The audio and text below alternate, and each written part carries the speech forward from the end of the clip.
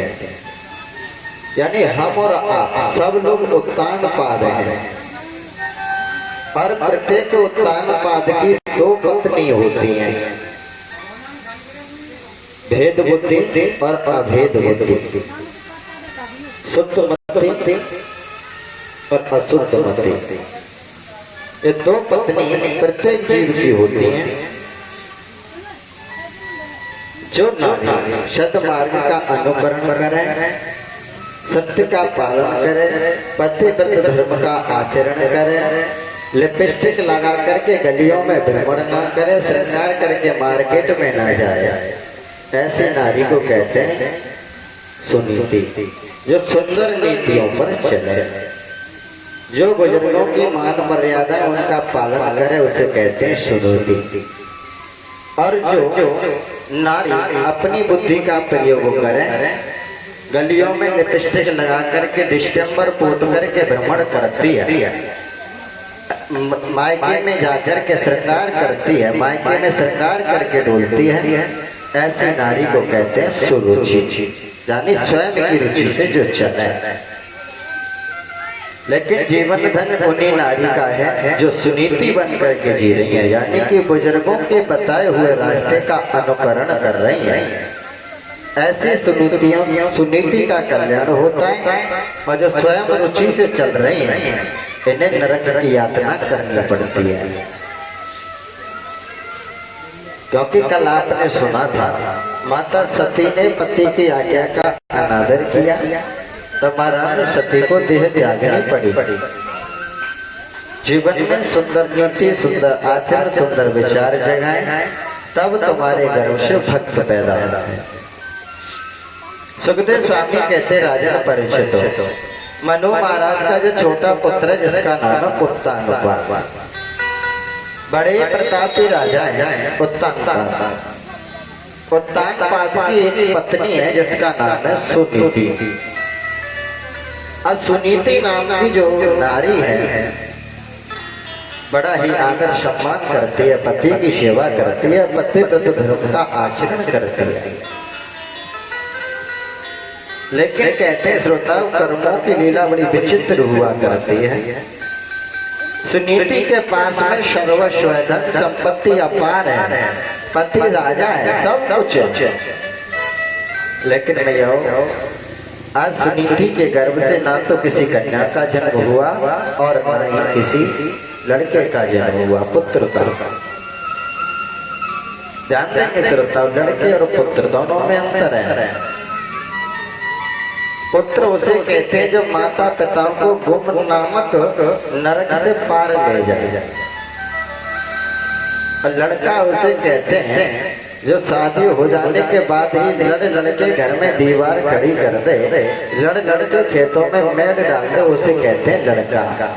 और पुत्र इसे कहते हैं जियते वाक्य स्वीकारा, जो जीते जी माता पिता की आज्ञा का पालन करे। सहाय ब्रह्म भोजनाथ, यानी कि मरने के बाद में पिता की आत्मा की शांति के लिए ब्राह्मण भोजन कराए। गयाय पिंड दानश्य, और उसके पश्चात गया में जाकर के माता पिता के लिए पिंड दान करें। ऐसे बालक को कहते हैं पुत्र। और जो लड़ के दीवार खड़ी कर दे उसे कहते हैं लड़का। लेकिन आजकल पुत्र बहुत मिलेंगे क्योंकि लड़के ज्यादा पैदा हो रहे हैं। आज सुनीति के यहाँ ना तो कोई कन्या ने जन्म लिया, ना किसी पुत्र ने जन्म लिया है। आज सुनीति बड़ी चिंतित है, व्याकुल है, बेचैन है कि परमात्मा ने सर्वस्व दिया है, राजा की पत्नी बनाया है, लेकिन एक संतान नहीं दी। शादी से पहले हर कन्या चाहती है कि मुझे सुंदर पति मिले। शादी से पहले हर कन्या चाहती है मुझे सुंदर गुणवान व सुशील पति मिले, और जब शादी हो जाती है तो केवल सुंदर व गुणवान संतान की कामना जागृत होती है। आज महारानी सुनीति के मन में भाव जागृत हो रहा है कि हे विधाता, आखिर मैंने ऐसा कौन सा पाप कर्म किया जिसकी वजह से तूने मुझे संतान नहीं दी। बेचैन दुखी है, परमात्मा को कोसने लगे कि हे ईश्वर, आखिर मैंने ऐसा कौन सा पाप कर्म किया जो कि तूने मेरे कोख में पत्थर डाल दिए। जो मैं राजा मुझे लेकर के आए थे संतान के लिए, लेकिन मैं अपने पति को संतान ना दे सकी। एक पत्नी होकर, नारी होकर के यदि पति को संतान ना दे सके तो मेरा जीवन बेकार है। बार बार उस ईश्वर को कोसती है कि हे गोविंद, आखिर तूने मेरी कोख में पत्थर क्यों डाल दिया, मैंने कौन सा पाप कर्म किया। कहते हैं श्रोताओं, कर्मों की लीला बड़ी विचित्र होती है। मैं किस्मत लिखो मुरारी और कर्मन की लीला न्यारी। कर्मों की लीला बड़ी विचित्र है श्रोताओं। आज कुआ पोखर मीठे प्राप्त होते, लेकिन समुद्र को खारा बना दिया है। जीवन में कर्म प्रधान बताया गया है। जितना हो सके श्रोताओं सुंदर आचार, सुंदर कर्मों का पालन करें। आज सुनीते विलाप कर रहे हैं, दुखी हो रही है, उसी समय उत्तान पाद आ जाते हैं। देवी रानी, आखिर तुम्हारे चेहरे पर ये उदासी कैसी, मलिनता कैसी, क्या हुआ, क्या कारण है। कहने लगे कि हे भगवान, आप मुझे पत्नी बनाकर के लाए थे अपने वंश को चलाने के लिए, लेकिन मुझ अभागी की कोख में पत्थर पड़ गए, मैं तुम्हें संतान ना दे सकी। तुम्हें दुनिया में संतान कहती है, मुझे दुख होता है, कष्ट होता है। चरणों को पकड़ लिया और कहने लगे भगवान, मैं आपसे आग्रह कर रही हूँ, निवेदन कर रही हूँ। बोले कहो देखे। बोले महाराज, आप दूसरी शादी कर लो। आज सुनीति अपने पति से कह रहे कि आप दूसरी शादी कर लो, लेकिन आज के समय में नारियां आटे की भी सौत पसंद नहीं करते।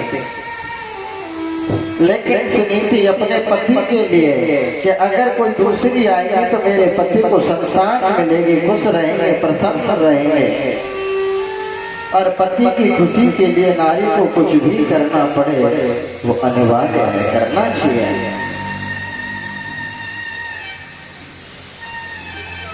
आज सुनीति कहते हैं, बोले भगवान आप दूसरी शादी कर लो। उत्तान पाद कहते हैं राजा, दुनिया की नारियां आटे की सौत को भी बुरी बताती हैं और तू सौत मंगाना चाहती है। बोले भगवान, मैं उसे अपने बहन मानूंगी, छोटी बहन मानूंगी, सौत नहीं समझूंगी। बार बार आग्रह किया, प्रभु अगर तुम्हारा वंश चल जाएगा मैं तो इसी में प्रसन्न रहूंगी।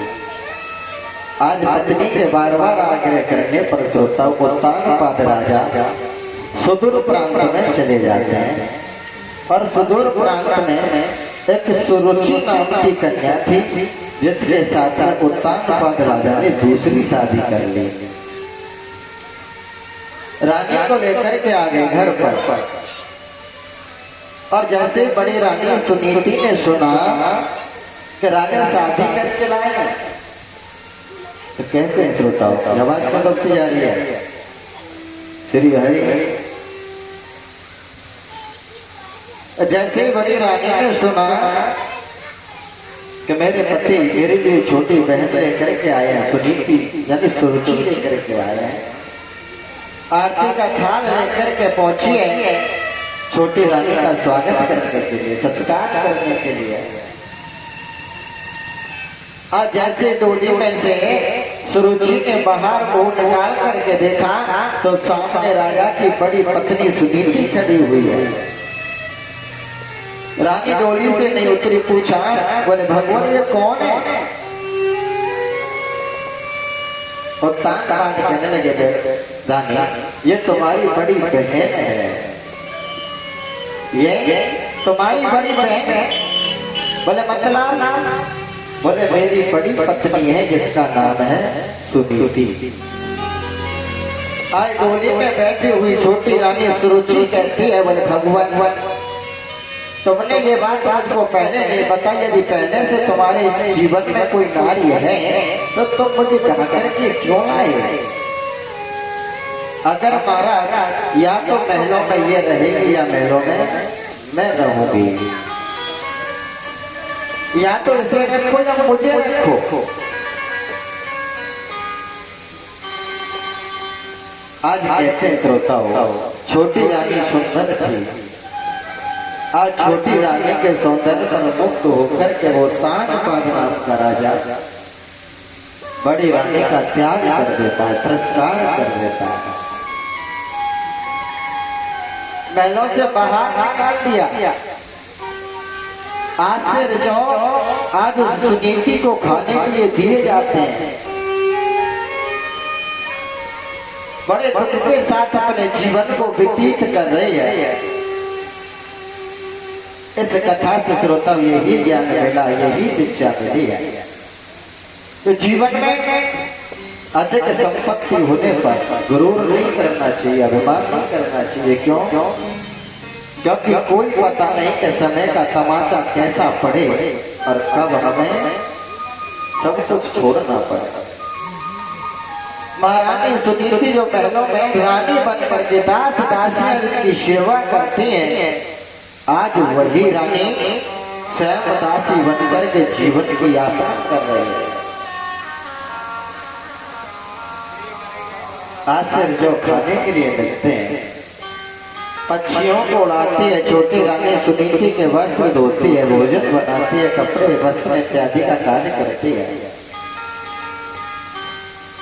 लेकिन कहते हैं श्रोताओं, वो तानपाद नाम का राजा जो कभी बड़ी पत्नी से अधिक प्रेम किया करता था, आज छोटी रानी में इतना आसक्त हो गया कि बड़ी रानी को बिल्कुल भूल गया। अब तो काफी समय व्यतीत हुआ, सुनीति से मिला नहीं।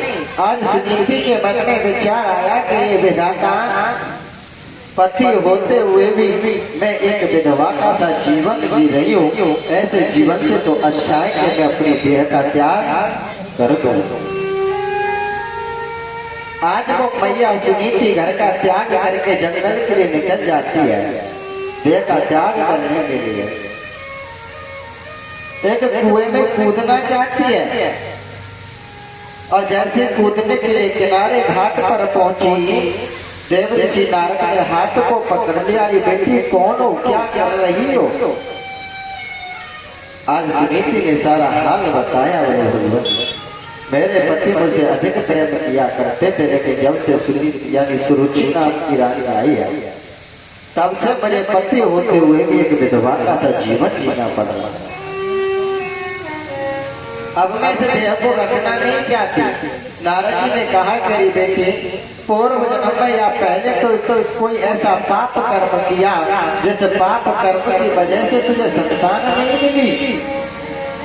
पहले कोई पाप किया जिसे संतान नहीं मिली और आज तू फिर पाप करना चाहती है। बोले मतलब? बोले बेटी, बड़े भाग्य मानुष तन पावा, सुर दुर्लभ सदग्रंथ निरावा। अरे बेटी, ये मानव शरीर बड़े भाग्यों से मिला है और ऐसा शरीर पाकर के भी तू शरीर का त्याग करना चाहती है, ये पापमय है, ऐसा मत करो। बोले महाराज, मैं कैसे जीवन व्यतीत करूं? पति प्रेम करते रहे, संतान है, आखिर जीव तो किसके लिए?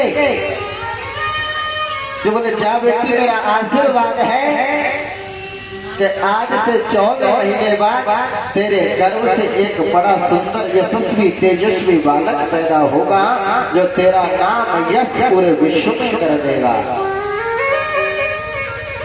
आज सुनीति कहने लगी, बोले भगवान, पति मेरे पास में आते नहीं है, आखिर संतान होगी तो होगी कैसे? लेकिन कहते हैं श्रोताओं कि सत्य वचन पत्थर की लिखा और मोर वचन पर जाए टीका। कुछ लोग कहते हैं, बोले महाराज, विधि का लेख नहीं मिट सकता। बड़े बड़े वक्ता भी इस बात को कहते हैं कि विधाता ने जो लिख दिया उसे कोई मिटा नहीं सकता, कर्म में जो लिखा है उसे कोई मिटा नहीं सकता। लेकिन दावा भी कहूँ करे, संसार में 3 व्यक्ति ऐसे हैं जो विधाता के लेख को भी मिटा सकते हैं। सतयुग के बाद में द्वापर आना था, सतयुग के बाद द्वापर आना था, यानी एक के बाद गिनती आनी थी, दो आनी थी द्वापर। उसके बाद गिनती आने की 3 यानी की त्रेता। लेकिन श्रोताओं, ये संत की महिमा है, नारी की महिमा है। जिस नारी ने अपने तपोबल के द्वारा, जिन संतों ने अपने तपोबल के द्वारा सतयुग के बाद द्वापर ना बुला करके त्रेता को पहले बुला लिया और द्वापर पीछे कर लिया। नारी एक ऐसी शक्ति है जो विधाता के लेख को मेल सकती है। संत एक ऐसी महान शक्ति है जो ईश्वर ने लिख दिया उसे मिटा सकती है। और माँ एक ऐसी शक्ति है कि विधाता के लेख को मेट सकती है। लेकिन होनी पत्नी चाहिए, होनी माँ चाहिए और संत होना चाहिए।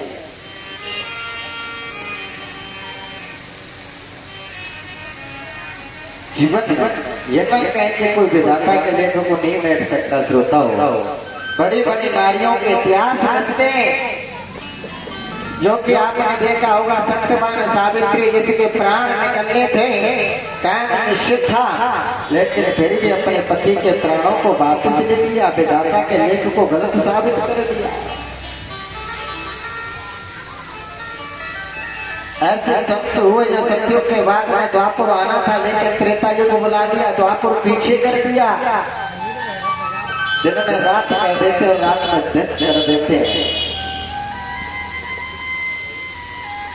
आज संत भगवान यानी नारद ने कहा कि बेटी आज से 14 महीने बाद फिर एक सुंदर यशस्वी तेजस्वी बालक होगा, त्याग मत कर। आज नारद जी के वचनों को सिरोधार्य करके श्रोताओं को सुनीति नाम की रानी और उसी जंगल में एक छोटी सी कुटिया बनाकर के रहने लगी है। समय व्यतीत होने लगा, महीने 2 महीने हुए। एक राजा उत्तानपाद के मन में विचार आया कि क्यों ना हो जंगल में भ्रमण करके आना चाहिए, शिकार खेलना चाहिए। आज शिकार खेलने के लिए चले श्रोताओं, और शिकार खेलते खेलते उत्तानपाद राजा जंगल में काफी आगे निकल जाते हैं, रास्ता भटक जाते हैं। घनघोर बारिश होने लगी है, बिजली कड़कने लगी है। आज राजा उत्तानपाद मार्ग भूल गए। आज मार्ग भूल करके उत्तानपाद राजा वहीं पर पहुंच जाते हैं जहाँ पर राजा की बड़ी पत्नी सुनीति कुटिया बना करके रहती है। उसी कुटिया पर उत्तानपाद राजा पहुंचे, जल मांगा कि अगर कोई हो तो हमें जलपान कराए।